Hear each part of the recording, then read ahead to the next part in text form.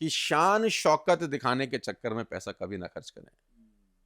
शान और शौकत, तनख्वाह 40,000 रुपए की है, अब आईफोन 17 है ना, तब इसको 17 भी चाहिए, क्योंकि जबकि 16 हाथ में है। हाँ, क्योंकि इसको दिखाना है कि भाई मैं बड़ा ट्रेंडी हूँ और मैं भाई बड़ा कूल हूँ और मैं डूड हूँ, है ना, मुझे 17 खरीदना है। और ये आईफोन वाले भी कलाकार हैं, जो आदमी नकद खरीद सकता है, नकद नहीं तो ईएमआई तो है ही है, तो ईएमआई पे ऑफर चल रहे हैं, और वो आप जैसे हमारे जैसे लोगों को ध्यान में रख के ही बनाए जाते हैं कि ये इस ट्रैप में फंस जाए।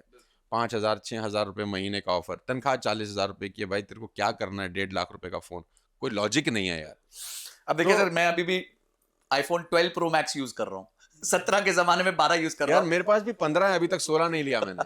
बिल्कुल, मतलब अगर जरूरत ही अभी नहीं भी है। मेरे पास 15 है, 16 नहीं है। मैं 1 साल के ब्रेक के बाद चेंज करता हूँ, मैं भी कंटिन्यूसली चेंज नहीं करता हूँ। अच्छा, ये वो लोग हैं सोनू सर के लिए बहुत आसान है, आईफोन पहले दिन से पहले भी उनके घर पे आ जाएगा, ठीक है, बहुत आसान है, बट फिर भी वो नहीं लेंगे। आप बिलीव नहीं करेंगे, आईफोन 16 मुझे कम से कम 1 दुबई 2 3 4 लोगों ने आईफोन 16 मुझे गिफ्ट किया। ओह, आई वॉज इन दुबई, मेरे एक दोस्त ने मुझे गिफ्ट किया जब मैं वापस आ रहा था। मैं एक यूनिवर्सिटी में, मेरे एक बहुत अच्छे दोस्त हैं, उनके बहुत कज़न यूएस में काम करते हैं एप्पल के अंदर। व्हेन आईफोन 16 लॉन्च हुआ तो उन्होंने मुझे वहाँ से मंगवा के गिफ्ट किया। एक मेरे दोस्त दिल्ली में हैं, उन्होंने मुझे गिफ्ट किया, और एक मेरा बहुत क्लोज दोस्त है, उसने मुझे गिफ्ट किया। 4 आईफोन 16 मेरे पास थे, और यू विल नॉट बिलीव वो चारों के चारों मैंने बेच दिए। ये भाई, ये होता है पैसे बनाने का और मैनेज करने का टेक्निक। अब ये समझ, अगर ये बात वहां तक पहुंच जाएगी तो भाई मेरे पास ऑल सीक्रेट्स रिवील्ड। तो कहीं फंस ना जा रहे यार, तुमने बेच दिया। तो भाई सच तो ये है कि वो 4 आईफोन 16 मेरे पास थे, मैंने चारों उससे भी आपने 6 लाख का रेवेन्यू जनरेट कर लिया। मैंने चारों बेच दिए, और आईफोन 15 जो मेरे पास था मैंने उसको यूज किया, अभी भी यूज कर रहा हूँ। आईफोन 17 आ गया, मैं पहले दिन ले लूंगा जी, बिकॉज आई अफोर्ड, और मैं एक साल में इसको।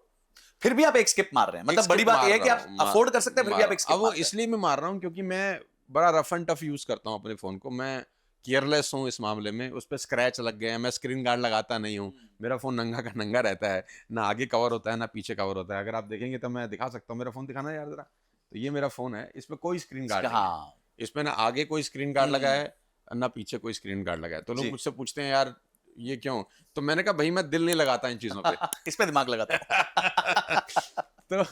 तो जिन चीजों पे स्क्रीन गार्ड लगाना चाहिए वो रिश्ते होते हैं, वाह, वो चीजें नहीं होती। बहुत लोग रिश्तों पे स्क्रीन गार्ड नहीं लगाते, चीजों पे स्क्रीन गार्ड लगाते हैं जो 1-1.5 लाख की हैं। मेरा असूल है कि रिश्तों पे स्क्रीन गार्ड लगाओ कि वहां स्क्रैच ना पड़े। ये तो साला चेंज हो जाएगा, जब दिल चाहूं तब चेंज कर सकता हूं। Beautiful sir. तो मुझे पता है दिमाग कहाँ लगाना है और दिल कहाँ लगाना है। जी, तो तीसरा था कि आप दिखावे के लिए पैसा खर्च ना करें, उल जलूल चीजों में पैसा खर्च ना करें। अगर आपका गुजारा 10 में चलता है तो आप कोशिश करें उसको 8 में चलाने की।